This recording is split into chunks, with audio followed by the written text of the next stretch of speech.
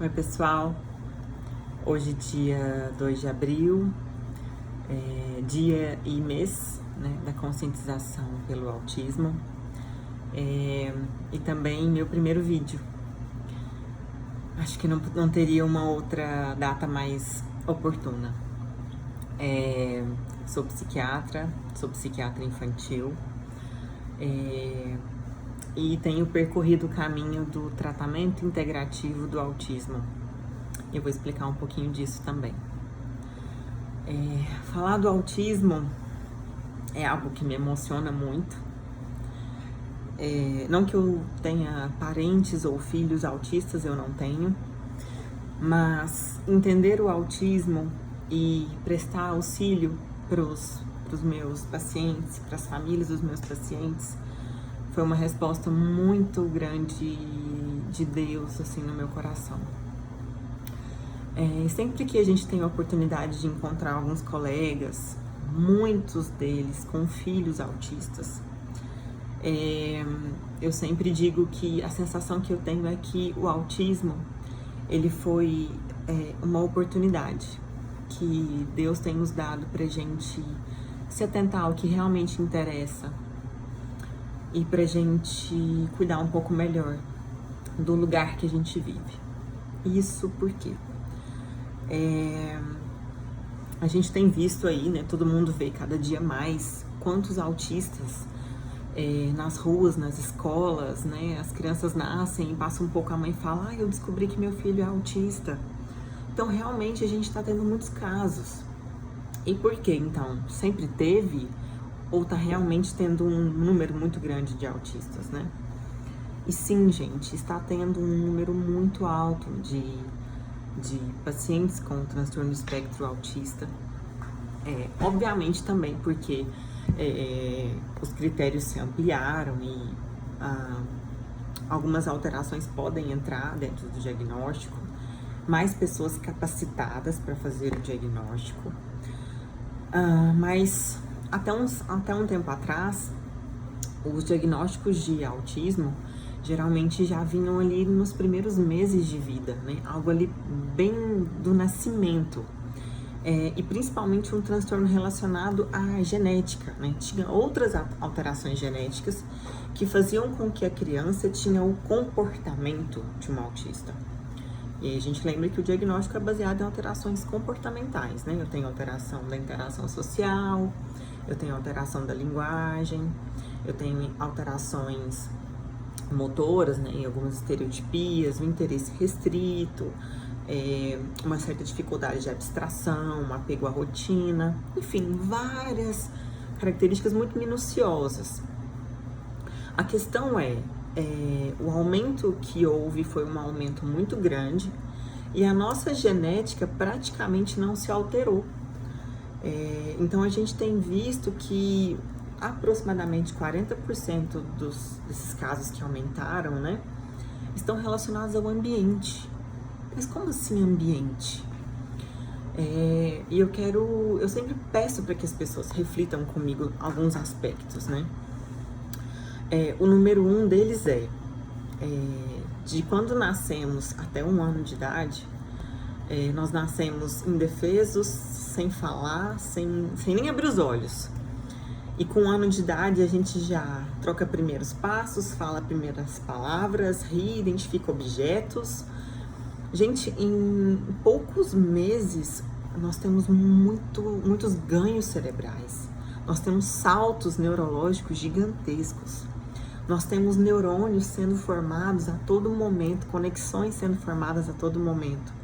A criança só precisa de boa nutrição, uma digestão e um intestino bons, e aí nós vamos entrar também em outros aspectos.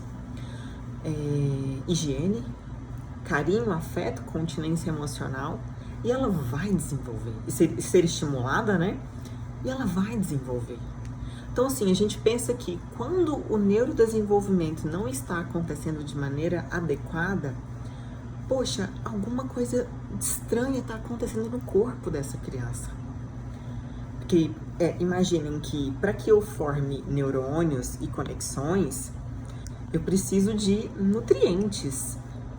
Eu preciso de um cérebro funcionando, com nutrientes chegando até ele, para que ele funcione, para que eu tenha aprendizado, para que eu fixe o olhar em algo e aprenda, para que eu tenha memória, para que eu tenha um comportamento adequado, para que eu saiba responder adequadamente uma palavra, para que eu identifique que é cor, que objeto, que é aquele. Eu preciso de um cérebro nutrido e funcionante.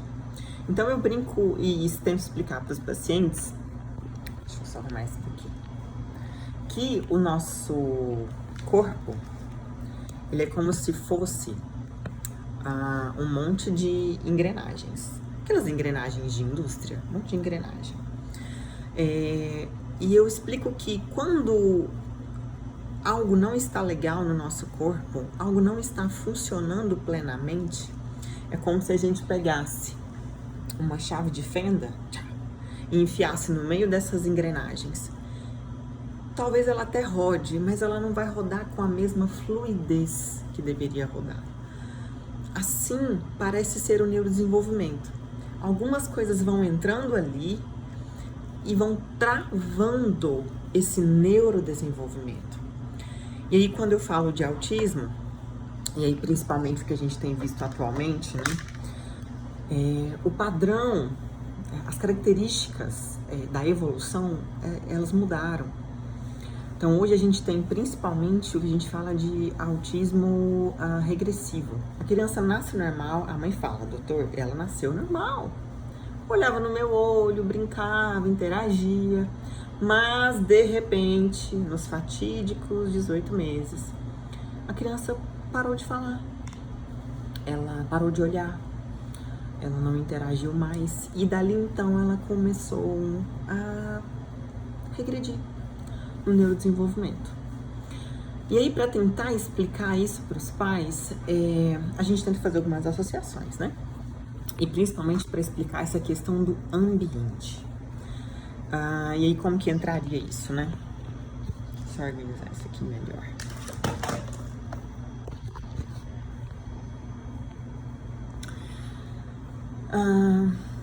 Seria muito... Não, bom, esse raciocínio acontece, por exemplo, para adultos, né? Quando eu não faço uma boa digestão de algum determinado alimento, eu tenho enxaqueca. Quando eu cheiro cola de sapato, um cheiro forte, uma tinta, eu tenho dor de cabeça ou eu tenho tontura. Quando eu fico sem ir ao banheiro, quando eu tenho constipação intestinal, eu fico irritada, eu fico nervosa. Gente, percebam que a medicina parece que para ela dar uma certa evolução científica, né, ela teve que setorizar o corpo, né? Aqui é neurologista e psiquiatra, aqui otorrino, e foi. De maneira que essas partes pareciam não conversar entre si. E eu gosto de sempre recordar isso, né? Isso daqui tudo é uma máquina perfeita. O nosso corpo conversa entre si o tempo todo. E para que ele funcione adequadamente, né? Para que eu consiga ver, aprender, andar, produzir hormônios, digerir, absorver, crescer cabelo, unha, eu preciso de nutrientes, gente. Eu preciso de nutrientes da alimentação. E eu preciso que esse nutriente seja bem digerido, eu preciso de um estômago e de enzimas funcionando. E eu preciso de um intestino bom, um intestino com epitélio bonitinho, com boa absorção, boa flora intestinal. Gente, esse é o problema. E aí eu volto naquela parte que eu falei que o autismo é um presente para nós. O autismo é uma oportunidade da gente ver o que nós estamos fazendo com o nosso planeta. Com o que nós estamos fazendo com o nosso corpo, com a comida que a gente come, com a água que a gente bebe, com os nossos oceanos, com o nosso solo, com os nossos rios. Hoje as influências ambientais, gente, é por isso que eu sou tão grata ao autismo, né? Ele me proporcionou extrapolar esse conhecimento para os outros transtornos psiquiátricos. Hoje tem se falado em algumas coisas que para alguns médicos ainda é inconcebível. mas para quem trabalha na prática isso faz muita diferença. Nem se fala para as famílias, né? Então a gente tem visto que o ambiente é importante, como eu falei, né? E aí eu vou explicando isso para os pacientes. Lembra das roldanas com a engrenagem, as engrenagens, né? Com a chave de fenda no meio. Imagine então uma sequência de acontecimentos. A mãe está grávida e não tem uma alimentação muito boa, não repõe vitaminas, e eu lembro que uma gestante está gerando uma outra vida. São milhões de células se multiplicando o tempo todo dentro dela para formar um novo ser. Gente, isso é importantíssimo. Uma mãe malnutrida não vai ter um feto adequado, isso é óbvio. Então, uma mãe não teve uma boa alimentação, uma suplementação de vitaminas, e aí durante a gestação essa mãe teve infecções e ela usou antibiótico. Matou a flora intestinal da mãe, tá sem flora intestinal. Aí essa mãe passou ali a gestação, ela trabalhava muito, comia de marmita, esquentava a marmita no trabalho, plástico sendo aquecido no micro-ondas e ela comendo. As maquiagens que nós usamos, gente, não se engane, quanto mais brilhinho assim, tá? Chumbo. E você acha que isso aqui não passa na sua pele? Não, né? Isso passa, isso entra. Não comia as verduras da feira normal, veneno, agrotóxico. Nosso país é infinitamente permissivo em relação ao agrotóxico, né? E eu lembro, gente, se o agrotóxico no matinho mata tudo, seca tudo, você imagina isso dentro do seu corpo. Você passando aí 10, 20, 30 anos comendo todos os dias um pouquinho de agrotóxico no seu alimento, na sua água. Vai pensando. Ok, essa mãe tá gerando esse bebê. Aí esse bebê nasceu por cesárea. Teve um problema lá na hora de fazer a dilatação. Nasceu por cesárea. Não teve contato com a flora vaginal da mãe. Aí nasceu de cesárea, o leite demorou a descer. O leite demorou a descer, não foi pro peito. Não teve contato com a flora de novo da mãe. Foi pra fórmula.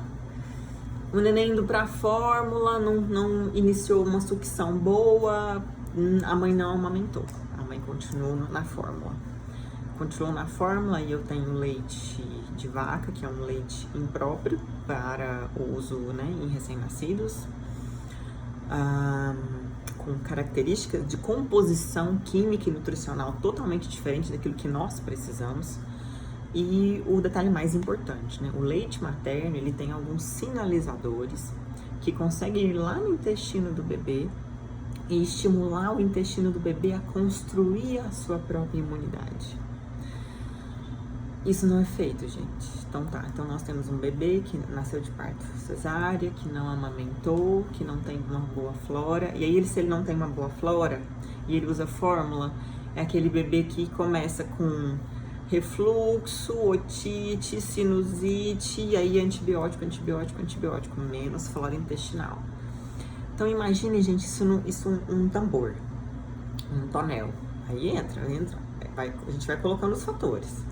Mãe não tomou vitamina, mãe teve, usou antibiótico na gestação, teve um parto prematuro, nasceu de parto cesárea, não amamentou, neném usou fórmula, neném usou antibiótico, faz refluxo, não tem flora intestinal. Gente, esse tambor vai enchendo. É um tanque. Esse tanque vai enchendo até que ele transborda. A criança vinha capengando no neurodesenvolvimento. O tonel encheu, a criança trava. E obviamente tem outros fatores que inclusive eu quero fazer outros vídeos no sentido de esclarecer quais fatores específicos para cada coisa. Ainda temos as alterações imunológicas, porque aí a gente entra mais um pouco a fundo na questão do intestino. O nosso segundo cérebro importantíssimo. Gente, nós temos muito mais bactérias no corpo do que célula. Muito mais. As bactérias do nosso intestino são importantíssimas, elas determinam nossa imunidade inata, a produção de mucina, a proteção ali das nossas células, elas comunicam com os nossos órgãos, com o fígado, com o coração, com o cérebro. O intestino que não funciona, eu vou ter sim alterações do neurodesenvolvimento, por essa comunicação que é importantíssima. Aí tem também importantíssima a questão dos metais pesados, né, para essas crianças. E aí eu lembro dos produtos químicos, do próprio ar nosso, gente. Nosso ar tá tóxico. Vamos para as grandes cidades mais populosas, né? O ar é cinza, a atmosfera é cinza, é carregada de poluente. E nós estamos entrando em contato com isso o tempo todo. Produtos químicos. Eu convido vocês a darem uma olhada na embalagem dos produtos químicos da casa de vocês. Água sanitária, sabão em pó. Gente, é muito químico. É muito químico. Imagine que você tá passando isso na roupa, em cima da pia, lavando seus talheres. E você está entrando em contato com isso o tempo todo. Gente, é muita ingenuidade da nossa parte achar que isso não influencia em nada aqui dentro. Seria muita ingenuidade. E seria mais ingenuidade ainda acreditar que, se ele tem alteração de linguagem, estereotipia, alteração da interação social, isso é autismo. Tá, isso é um comportamento, isso é uma apresentação. Ok, mas e aqui dentro? E aqui dentro? O que significa isso? Um exemplo, dizem que criança que anda nas pontas dos pés, a gente tem que ficar atento porque isso pode ser uma característica do autismo. Sim, pode ser uma característica do autismo, né? Fenotipicamente. Quando eu vejo, eu posso imaginar que é autismo. Mas o que isso, na verdade, pode ser? Por exemplo, pode ser infecção por fungo. Uma criança infectada por fungo, geralmente ali no intestino, gera produção de oxalato. Esse oxalato consegue, como se fosse no cérebro, irritar o cérebro e isso me gera alteração motora. Então, gente, o raciocínio em relação ao autismo, ele é muito mais profundo do que vem sendo feito. O autismo e esse tipo de conhecimento me exigiu voltar nos primeiros anos da faculdade. Me exigiu lembrar de bioquímica, de fisiologia, de ciclo de Krebs, de produção de energia, de produção enzimática, DNA, transcrição, cofatores, porque para que exista uma apresentação, existe aqui dentro uma comunicação minuciosa. E qualquer coisa pode alterar essa comunicação. Nós que somos normais, nós vamos dando conta das toxinas que nós vamos entrando em contato, com a poluição, com uma alimentação ruim, com um tóxico, álcool, nós vamos dando conta. Alguns dias melhor, outros piores, né? Mas uma criança que já tem uma certa predisposição, uma sensibilidade maior a isso, uma criança que se intoxica fácil, uma criança que o metabolismo dela não é na mesma velocidade que o meu, isso extrapola os limites muito rápido. E isso atrapalha o neurodesenvolvimento. Um exemplo simples. Fica aí você 2 dias sem comer, ou pós-festa que você exagerou na bebida alcoólica. No outro dia você não funciona, seu raciocínio é lento, você não dorme direito, seu estômago tá ruim. O nosso corpo paga, né? O nosso cérebro paga os excessos que a gente comete. Nós sofremos com as escolhas ambientais que nós fazemos. Por que eles não? E na verdade eles muito mais. Eles aparecem ser muito mais sensíveis. Tanto que quando você troca os produtos de limpeza, quando você faz a aromaterapia, que hoje nós temos falado muito para essas crianças, né, os óleos essenciais, elas já respondem muito bem, elas são muito sensíveis. Quando eu mudo a dieta dessa criança, quando eu retiro esses tóxicos ambientais, quando eu melhoro a digestão dessa criança, quando eu melhoro o intestino dessa criança, eu vou tirando as chaves de fenda daquelas engrenagens. E esse neurodesenvolvimento volta a acontecer. Os estudos já mostraram, a gente consegue produzir neurônio a vida inteira. Por que não estimular ainda mais esses neurônios, essas sinapses acontecerem? E aí que entra, por exemplo, as terapias sensacionais, maravilhosas, cada dia mais complexas, mais inteiradas do neurodesenvolvimento. terapia ocupacional, psicólogo, fono, com ABA, com Denver, com Floor Time, são maravilhosas. São estímulos, são estímulos. Mas entendam, se eu não tiver um cérebro nutrido, esse cérebro não vai aprender. Alguns aprendem porque nosso cérebro é realmente magnífico. Essas crianças conseguem sim progredir. Mas para que haja uma progressão exponencial ou significativa, este cérebro tem que estar nutrido. Como que eu vou nutrir esse cérebro?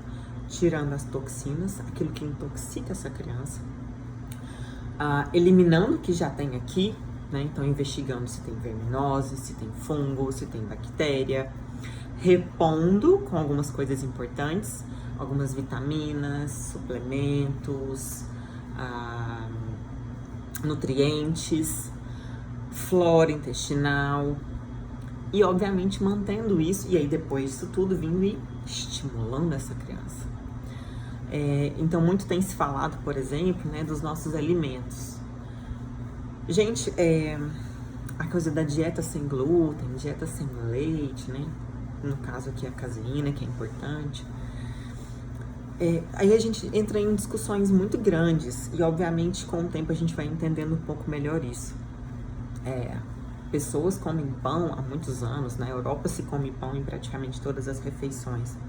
Mas aí a gente tem que estudar, né? E aí o pessoal da engenharia de alimentos, as nutricionistas também agregam muito nesse trabalho, pra gente tentar entender o grão. O trigo que a gente consome hoje não é o mesmo trigo de antes. Além disso, para vocês terem noção, o trigo, obviamente, ele fica armazenado em galpões, né? Então, ele tem fungos na sua composição, ele tem insetos, partículas de insetos, eles ficam lá nos galpões. Existem regulamentações, né, do nosso país que permitem uma certa quantidade de fungo, de partícula de inseto nesses alimentos. Então, nós consumimos isso. E, inclusive, as nossas leis, elas são bem frouxas nesse sentido, elas permitem quantidades grandes. Então, assim, a gente tem... As discussões giram muito em torno de, bom, é o glúten? Ou, na verdade, são os componentes que hoje são permitidos dentro da farinha de trigo que gera esse problema? A questão é, os pacientes se beneficiam. Eles melhoram muito. E aí eu convido você, inclusive, a fazer em você mesmo. Experimenta ficar aí alguns dias. Só experimenta. Alguns dias sem glúten, sem leite, né? Leite de vaca mesmo. Experimente. Porque hoje a gente não tem só os intolerantes, né? No caso do glúten, por exemplo, celíaco.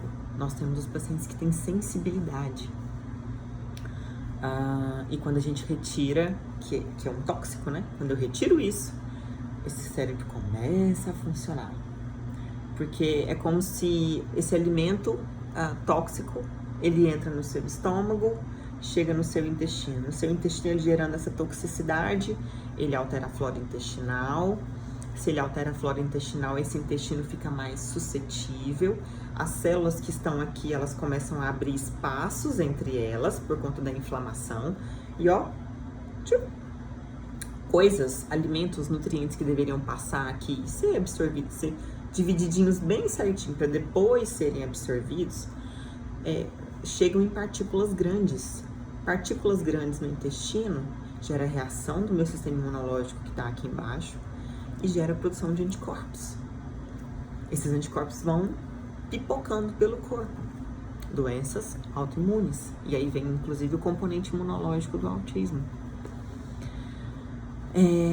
É muito complexo, gente. Seria muita audácia da minha parte querer falar isso aqui em tão pouco tempo. A questão é, nós temos que abrir nossos olhos e parar de tentar categorizar os comportamentos dos pacientes e tentar entender o que está acontecendo aqui dentro. Aqui dentro. Tentar realmente investigar o que está acontecendo no corpo dessa criança. E não só no caso do autismo, né? E no caso dos colegas, né? Neurologistas, psiquiatras. a única coisa disponível que a gente tinha até então era risperidona, um exemplo, que é algo para sedar a criança, para deixar ela mais quieta, menos agitada. Só isso. Mas ele não trata. Ele não trata o intestino, não trata o cérebro, não trata a digestão, não trata fungo, não trata deficiência de vitamina D, não trata deficiência de vitamina B12, não trata deficiência de metilfolato, não trata nada.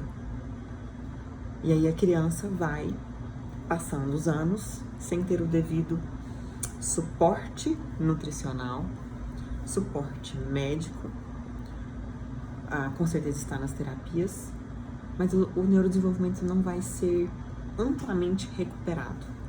Nós temos que fazer ali tudo no começo, o mais rápido possível, para aproveitar justamente esses saltos neurológicos. Esse é o nosso ponto. Diagnóstico precoce, diagnóstico rápido. Inclusive é uma outra crítica que a gente precisa avaliar, né? Na nossa rotina ficava-se 3, 4, 5 sessões pra gente dar o diagnóstico de autismo. Isso atrapalha o tratamento. Eu demoro muito, eu perco tempo com essa família, com esse paciente, nessa morosidade de diagnóstico. Então, profissionais cada vez mais capacitados para identificar rapidamente alterações no neurodesenvolvimento são importantes para que a gente consiga intervir rápido, aproveitar esse cérebro numa fase ótima de crescimento, nutri-lo adequadamente, limpar as toxinas ambientais que porventura estejam envolvidas, tirar essas chaves de fenda e fazer essas engrenagens rodar. Estimular neurodesenvolvimento. Eu lembro a vocês que essas crianças, elas vão ser os adultos de amanhã. Elas vão ser os adolescentes, vão ser os pais, vão ser as pessoas que vão manter nosso país, trabalhar, pagar imposto. Nós temos obrigação de cuidar e restaurar essas crianças e essas famílias.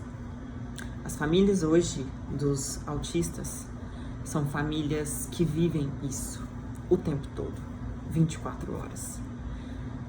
São famílias que estão sobrecarregadas. Elas acordam cedo e elas só voltam para casa à tarde, porque elas passam o dia inteiro dentro do carro levando a criança para as terapias. Esses pais precisam de muito carinho, de muito amor, de muita compreensão, de muito auxílio.